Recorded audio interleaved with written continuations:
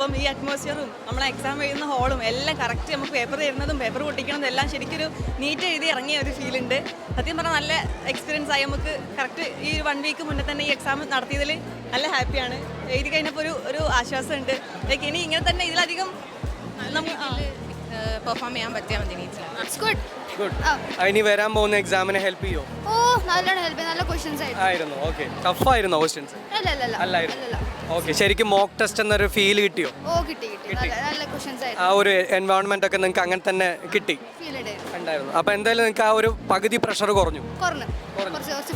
നമ്മൾ ഉദ്ദേശിച്ചു അത് തന്നെയാണ് നടന്നു.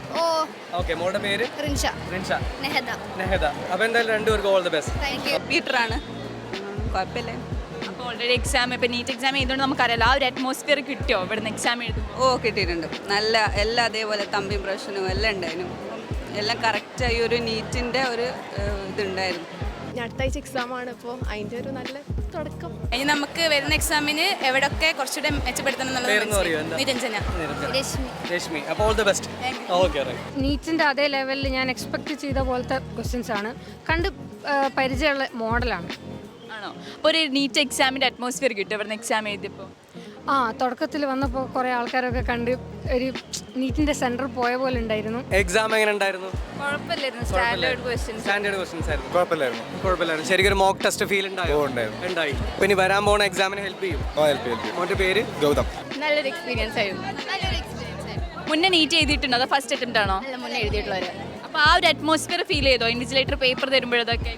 ആദ്യം കുറച്ച് ടെൻഷൻ ഉണ്ടായിരുന്നു. ആ ഒരു ടെൻഷനിലൂടെ നമ്മൾ ചെറുതായി ഒന്ന് കടന്നു പോയി എന്നുള്ളത് ശരിയാണ്. ലൈക്ക് ആ ഒരു പ്രൊസീജിയേഴ്സൊക്കെ കിട്ടി. പിന്നെ മെയിനായിട്ട് ചൂടൊക്കെ ഉള്ളതല്ലേ, അപ്പോൾ അതൊന്നും എക്സ്പീരിയൻസ് ചെയ്യാൻ പറ്റി. ശരിക്കും ഞാൻ ആദ്യമായിട്ട് ഇങ്ങനെ ഒരു അറ്റ്മോസ്ഫിയറിലേക്ക് പോകുന്നത് ഇൻസ്റ്റിറ്റ്യൂഷൻ ഇങ്ങനെ ചെയ്യുന്ന ചിലപ്പോൾ ആദ്യമായിട്ട് തന്നെ ആയിരിക്കും. നല്ലൊരു എക്സ്പീരിയൻസ് ആയിരുന്നു ഇത്. നല്ല എക്സാം ആയിരുന്നു. ശരിക്കും ഒരു മോക്ക് ടെസ്റ്റ് ഫീൽ കിട്ടി. പേരെന്തായിരുന്നു? യദുനന്ദൻ. എവിടുന്ന? കണ്ണൂരിന്ന്. ഓക്കെ, അപ്പോൾ നിങ്ങൾക്ക് എന്തായാലും ഇത് വരുന്ന എക്സാമിന് നല്ലൊരു ഇമ്പ്രൂവ്മെന്റ് ആയിരിക്കും. നമുക്ക് അതേപോലെ ചുറ്റുപാടിൽ എക്സാം ചെയ്യാൻ പറ്റിയതുകൊണ്ട് നല്ല ഇനി വരുന്ന നമുക്ക് ഒരു ആത്മവിശ്വാസം കിട്ടും. ഓക്കെ, അപ്പോൾ ഓൾ ദി ബെസ്റ്റ്.